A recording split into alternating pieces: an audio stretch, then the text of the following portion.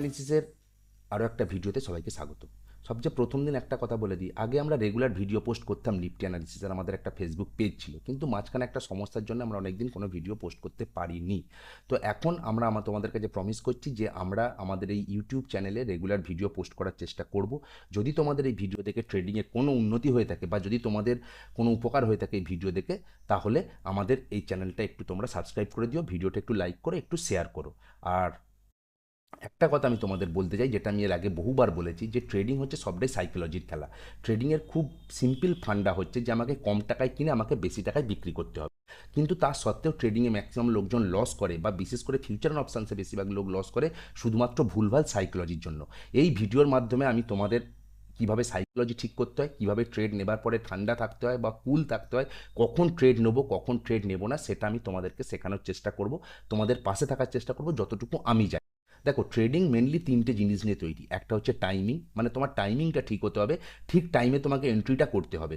আর তুমি হয়তো এমন একটা সময় এন্ট্রি করলে যখন অলরেডি একটা মানে মুভমেন্ট হয়ে গেছে, তাহলে তোমার টাইমিংটা ঠিক হলো না। আর একটা হচ্ছে তোমার লেভেল, অর্থাৎ ঠিক লেভেলে তোমাকে এন্ট্রি করতে হবে এবং তোমার টার্গেট এবং স্টপ লস যেন আগে থেকে ঠিকঠাক থাকে এবং যেন তুমি সেই লসটাও নিতে পারো, যেমন সেরকম টার্গেটে পৌঁছালেও তুমি তোমার প্রফিটটা যেন বুক করতে পারো। এটা একটা। আর একটা হচ্ছে ডাইরেকশান।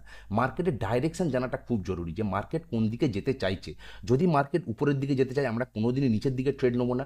আর যদি মার্কেট নিচের দিকে যেতে চায়, তাহলে আমরা কোনোদিনই উপরের দিকে ট্রেড নেবো না। কেননা মার্কেটের যেদিকে ট্রেন্ড, যদি ট্রেন্ডের এগেনস্টে তুমি কোনো দিন ট্রেড করতে চাও, তুমি যত ভালোই ট্রেডার হও না কেন, তুমি কোনোদিনও প্রফিটেবল ট্রেডার হতে পারবে না।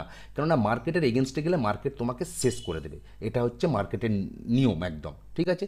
তো মার্কেটের ডাইরেকশানটা আইডেন্টিফাই করার জন্য একটা ওয়েবসাইট আমরা আমাদের ডেসক্রিপশানে দিয়ে দেবো।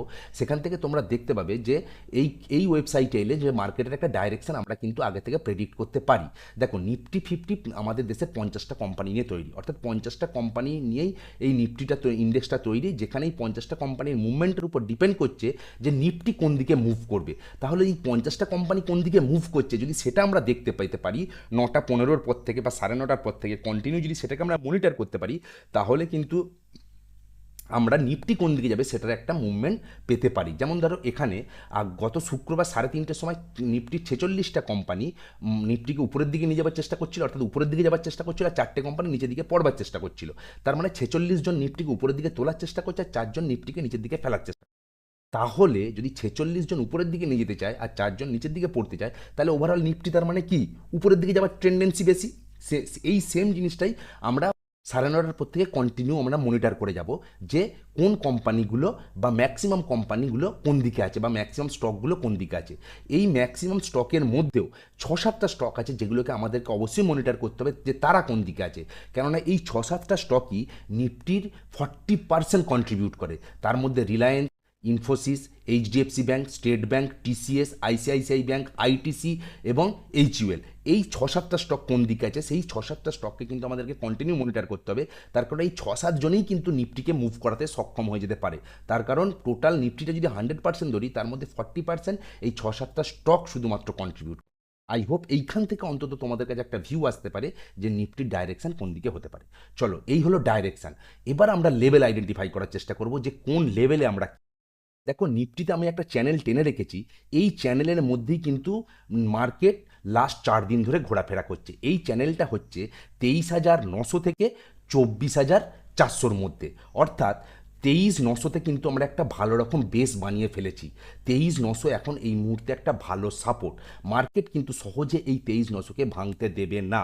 যদি এই 23,900টা ভেঙে যায় সামহাও নিচের দিকে, তাহলে কিন্তু মার্কেট আরও 1000 পয়েন্ট, যেমন উপর দিক থেকে এইখানে পড়ে গেছে, আরও 1000 পয়েন্ট নিচে পড়তে পারে, মানে 22,800 পর্যন্ত মার্কেট চলে যেতে পারে। তাহলে যারা মার্কেটে বুল অর্থাৎ বুলিশ বা উপরের দিকে নিয়ে যেতে চায় মার্কেটকে, তারা কিন্তু 23,900-কে সহজে ভাঙতে দেবে না। এবার উপরের দিকে দেখো, 24,400 কিন্তু একটা ভালো রেজিস্ট্যান্সের কাজ করছে। তাহলে এই রেঞ্জের মধ্যে যদি মার্কেট ঘোরাফেরা করে, তাহলে যারা নতুন ট্রেডার তারা এই সময়টা ট্রেড অ্যাভয়েড করে যাওয়াটাই আমার মনে হয় ভালো। কিন্তু যারা ধরো অনেক দিন ধরে ট্রেড করছো বা লেভেল ঠিকঠাকভাবে আইডেন্টিফাই করতে পারো, তাদের কি করা উচিত?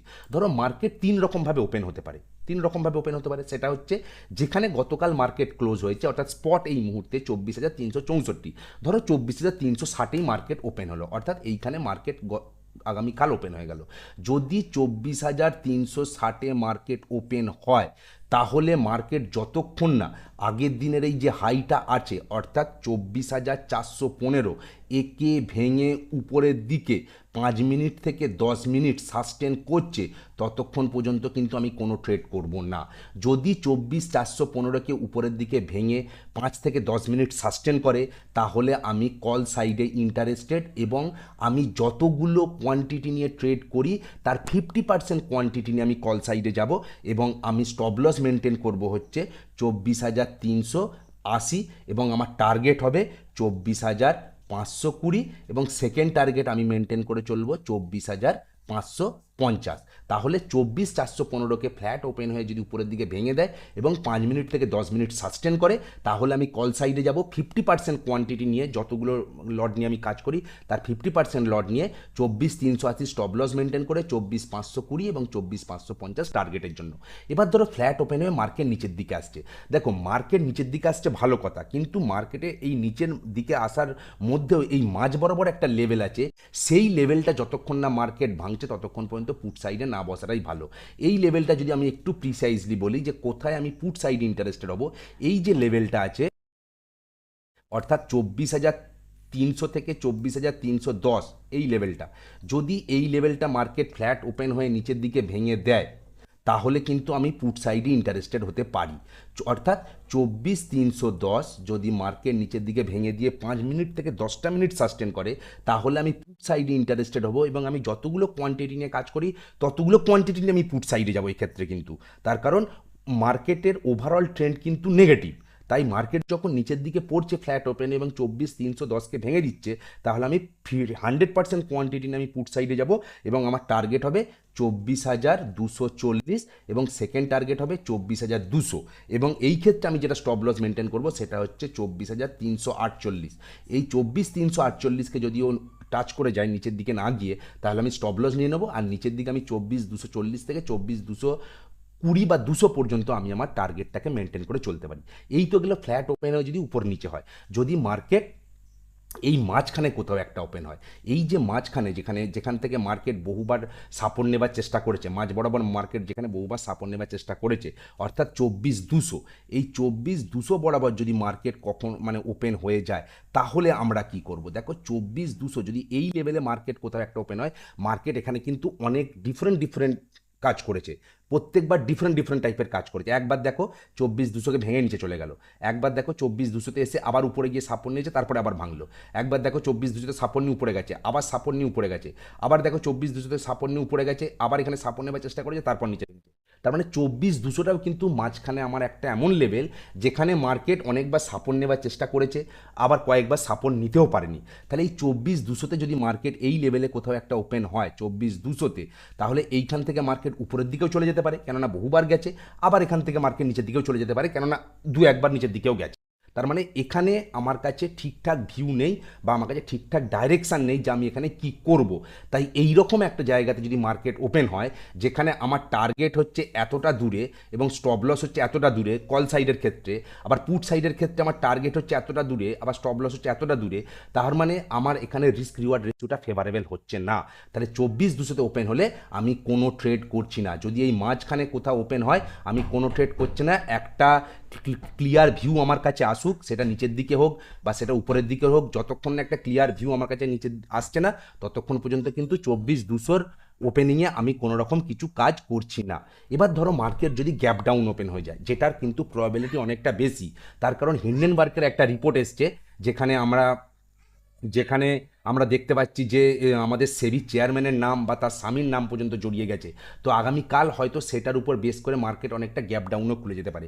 তো মার্কেট যদি এইরকম একটা কোনো জায়গায় গ্যাপ ডাউন খুলে যায়, ঠিক আছে, ইনিশিয়ালি বা প্রথম 15-20 মিনিট মার্কেট একটা উপরের দিকে একটা যেতে পারে, একটুখানি হলে উপরের দিকে যেতে পারে, তারপরে মার্কেট ঘুরে এসে যদি এই লেভেলটা ভেঙে দেয় তাহলে কিন্তু আমি পুট সাইড ইন্টারেস্টেড। এবার তোমাদের মনে হতে পারে যে যদি এইখানে ওপেন হয় তাহলে কেন আমরা কল নেব না? তার কারণ আমার তো স্টপ লসটা ছোটো হচ্ছে, উপরের দিকে টার্গেটটা অনেকটা বড়, যেখানে আমি কল নিতে পারি।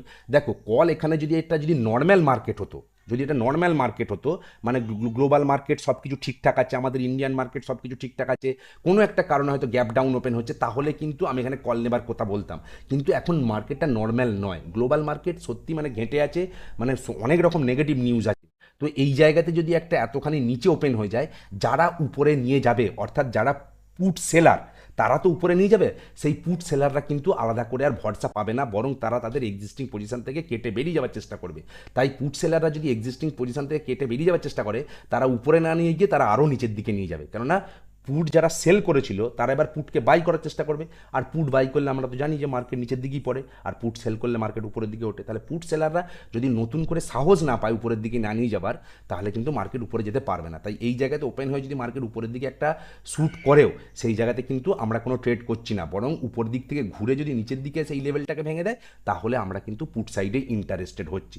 তাহলে এই যদি এই লেভেলটাকে ভাঙে, তখন আমরা এই লেভেলটাকে স্টপ লস মেনটেন করে নিচের দিকে 250 বা 300 পয়েন্টের টার্গেটের জন্য ঝাঁপাতে পারি। তাহলে সমস্ত ব্যাপারটা র্যাপ আপ করলে কীরকম দাঁড়াচ্ছে, ফ্ল্যাট ওপেনে উপর দিকে গেলে এই লেভেলকে ভাঙলে আমরা কল নিচ্ছি, এই লেভেলটাকে ভাঙলে আমরা পুল নিচ্ছি। যদি এইখানে মাঝ বরাবর ওপেন হয় 24,200 কাছাকাছি, আমরা কোনো ট্রেড করছি না, তার কারণ উপরের দিকে চলে যেতে পারে, নিচের দিকে চলে যেতে পারে, আমাদের স্টপ লস টার্গেট ইকুয়াল ডিস্টেন্সের হয়ে যাচ্ছে, এবং আমাদের ক্ষেত্রে সেই ক্ষেত্রে কিন্তু আমাদের মানে রিস্ক ওয়ার রেশিওটা সাপোর্ট করছে না। যদি এতটা গ্যাপ ডাউন ওপেন হয়ে যায়, আমি পুট সাইড ইন্টারেস্টেড, কিন্তু প্রথমেই পুট সাইডে আমি যাব না, মার্কেট উপরের দিকে একটা শ্যুট করতে পারে, তারপরে মার্কেট নিচের দিকে ঘুরে আসতে পারে, সেই নিচের দিকে যখন ঘুরে আসবে তখন আমি পুট সাইড ইন্টারেস্টেড, এবং এখান থেকে আমি 20-30 পয়েন্টের স্টপ লস মেনটেন করে এই জায়গাতে আমি পুটে ইন্টারেস্টেড, বা এটা ভাঙলেও আমি পুটে ইন্টারেস্টেড। আই হোপ তোমাদেরকে আমি লেভেলগুলো বোঝাতে পেরেছি যে কীভাবে কাজ করছে। যদি এই ভিডিওটা ভালো লেগে থাকে তাহলে আমার ইউটিউব চ্যানেলটাকে সাবস্ক্রাইব করে দিও, আমাদের ভিডিওটাকে একটু লাইক করো আর একটু শেয়ার করে দিও। আর এর পরের দিন থেকে আমরা দেখাবো যে কীভাবে অপশান চেন দেখে আমরা লেভেল আইডেন্টিফাই করতে পারি। তাহলে 3টে জিনিস মাথায় রেখে চলতে হবে, একটা হচ্ছে টাইমিং, ঠিক টাইমে এন্ট্রি, একটা হচ্ছে লেভেল মানে কোন লেভেলে আমি এন্ট্রিটা করব, আর একটা হচ্ছে ডাইরেকশান। এই 3টে যদি যেদিনকে তোমার ঠিকঠাকভাবে সবকটা ম্যাচ করবে, সেই দিনই কিন্তু দেখবে তোমার ভালো প্রফিট হবে। আই হোপ ভিডিওটার মাধ্যমে কিছু শেখাতে পেরেছি। যদি ভালো লেগে থাকে একটু লাইক আর শেয়ার করে দিও, আর চ্যানেলটা আমাদের সাবস্ক্রাইব করে দিও। Thank you very much.